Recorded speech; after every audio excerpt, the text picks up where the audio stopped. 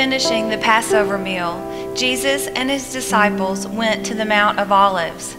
Then Jesus told them, "Tonight you will all fall away because of me. It is written, 'I will hit the shepherd, and the sheep of the flock will go off in all directions.'" Peter replied, "Everyone else may stumble, but I never will." Jesus said, "I assure you, Peter, that before the rooster crows tonight, you will deny me 3 times." Peter said, "Even if I have to die alongside you, I won't deny you." And the rest of the disciples said the same thing. Then they went to Gethsemane together. Jesus told his disciples to wait for him while he took Peter, James, and John with him to pray. Jesus became sad and anxious. Then he told the 3, "Stay here and stay alert." And he went a little further, fell on his face, and prayed, "My Father, if it is possible, take this cup of suffering away from me. However, not what I want, but what you want." He went back to his disciples and found them sleeping. He asked Peter, "Couldn't you stay alert for 1 hour with me? Stay alert and pray so you won't give in to temptation." Jesus went away a second time and prayed, "My Father, if it is not possible that this cup be taken away from me unless I drink it, then let it be what you want." Again, he went and found them sleeping. So he left them and went and prayed the same words a 3rd time. Then he went to his disciples and asked, "Are you going to sleep all night? Get up, let's go. Look, here comes my betrayer."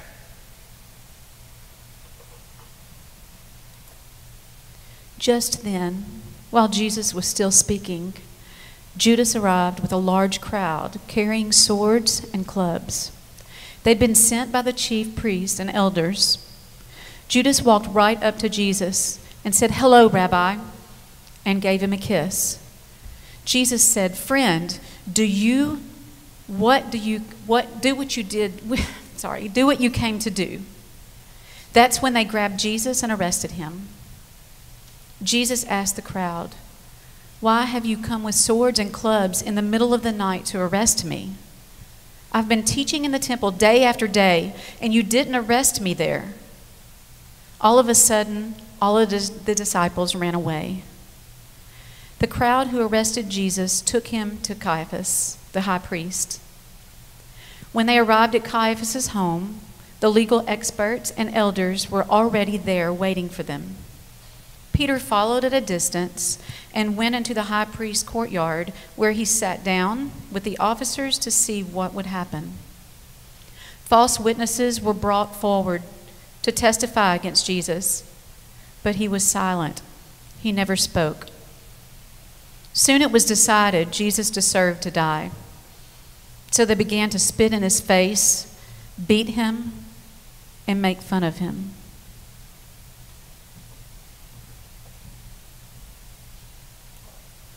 While this was going on, Peter was still sitting outside in the courtyard. A servant woman went to him and said, "You were with Jesus." But Peter denied it, saying, "I don't know what you're talking about." Then he went over to the gate where another woman saw him and said, "This man was with Jesus, the man from Nazareth." And again Peter denied it, saying, "I don't know the man." A little while later, some of the others waiting around went to Peter and said, "You must be one of Jesus' followers. The way you walk, the way you talk gives it away." The time Peter cursed him, and he swore, "I don't know the man." At the very moment the rooster crowed, remembering what Jesus said, Peter went out crying uncontrollably.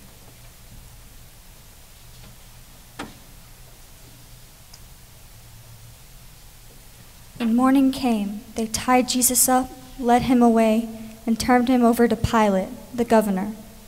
When Judas saw what was happening, that Jesus was condemned to die, he was sorry. And he tried to return the 30 pieces of silver that the chief priest and elders had given him. He told them he'd done wrong, that he betrayed an innocent man. They said, "It doesn't matter to us. That's your problem." So Judas threw the 30 pieces of silver into the temple, went out, and hung himself. Meanwhile, Jesus was standing before Pilate, who asked if he was the king of the Jews. Jesus said, "That's what you say." Then the chief priests and elders began to bring all sorts of charges against him. Jesus, however, would not defend himself. So Pilate asked, "Don't you hear the testimonies they're bringing against you?" But he didn't respond, not a word. Pilate was amazed.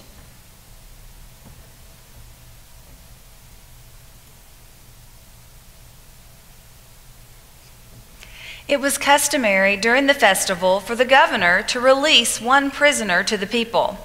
At the time, there was a well-known prisoner named Jesus Barabbas. So when the people gathered, Pilate asked them who they wanted to be released to him, Jesus Barabbas or Jesus, who was called the Christ. A little earlier, Pilate's wife sent him a note telling him to leave Jesus alone because of the dream she had had. But the chief priests and the elders convinced the crowd to ask for the release of Barabbas. So Pilate asked them what he should do with the Jesus who is called the Christ. They shouted, "Crucify him!" Pilate asked, "Why? What has he done?" And they shouted even louder, "Crucify him!" So he took some water, washed his hands, and said, "I'm innocent of this man's blood." And the people shouted, "Let his blood be on us and on our children." Then he released Barabbas and handed Jesus over to be crucified.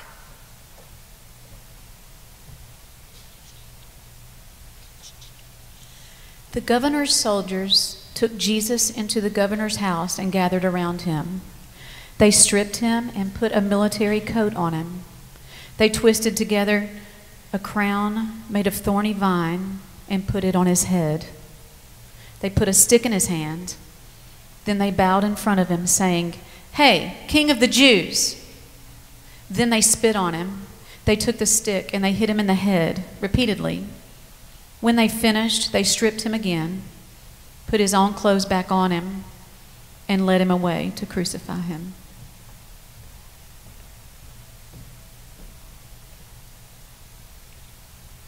As they were going out, they found Simon, a man from Cyrene, and forced him to carry Jesus' cross.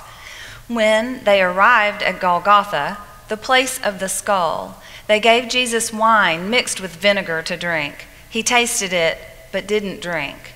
Then they crucified him, pounding the heavy nails through his hands and feet, divided up his clothing among them, and placed the charge against him over his head. It read, "This is Jesus, the King of the Jews." After raising his cross and setting it in place, the soldiers sat down to guard him.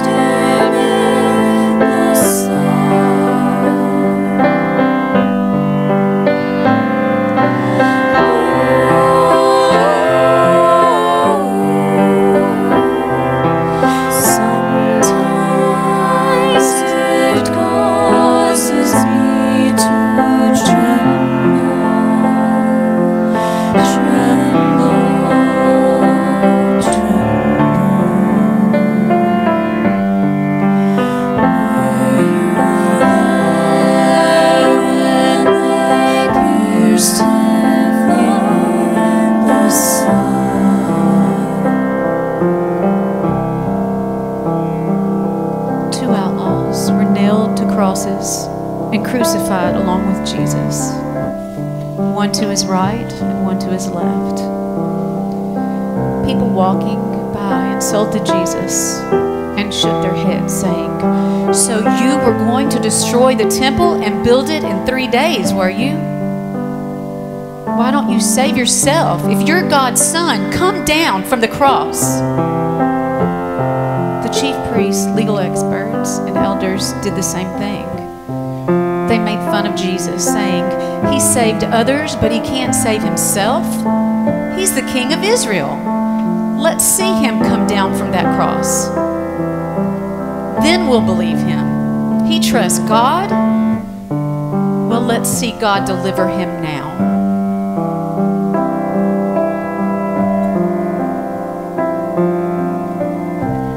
Many women who followed Jesus, who served him and provided for him throughout his ministry, were looking on from a distance. From noon until 3 in the afternoon, the whole earth turned dark. At about 3, Jesus cried out with a loud shout, my God, why have you left me?"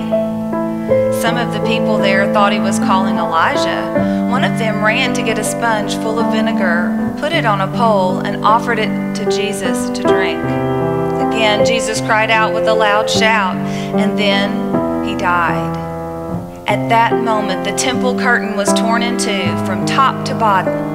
The earth shook, rocks split, and the bodies of many who had died were raised.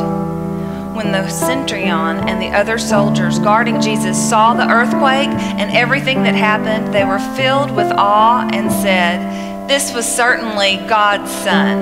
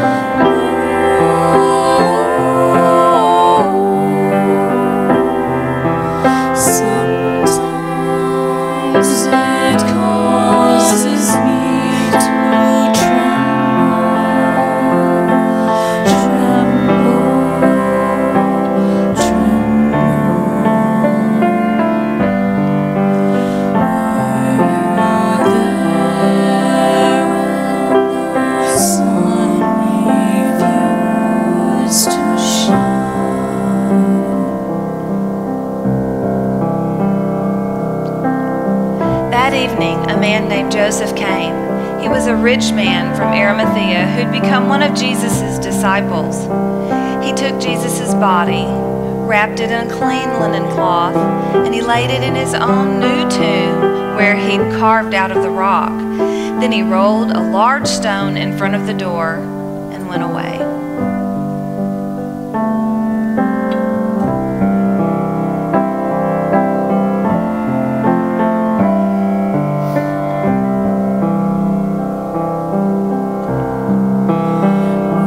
Were you there?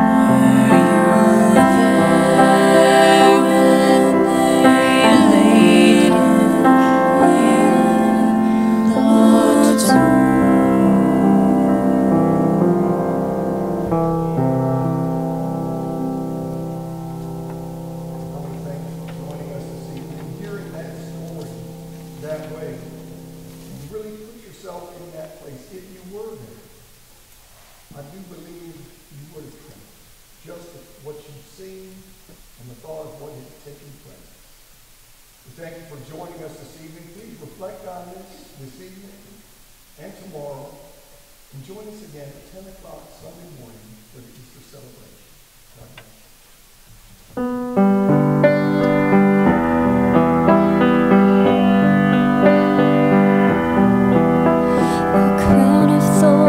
Placed on his head, he knew that he would soon be dead. He said, did you forget me, Father, did you? They nailed him to a wooden cross. Soon all the world would feel the loss of Christ the King before his hallelujah.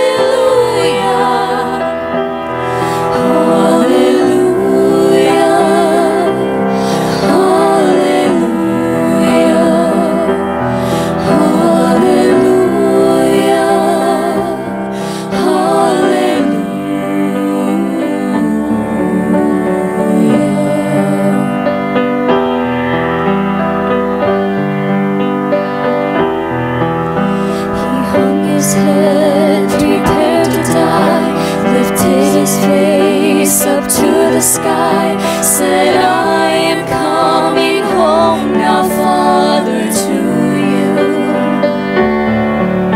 A reed which held his final sip was gently lifted to his lips. He drank his last and gave his soul to glory.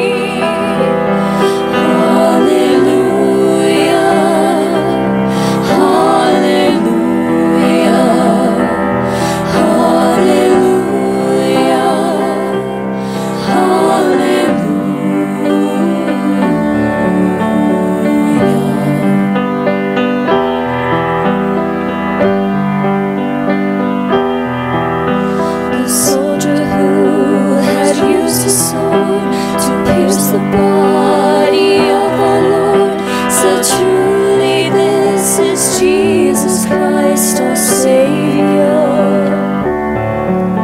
He looked with fear upon his sword. They turned his face, his Christ and Lord, fell to his knees and crying, hallelujah.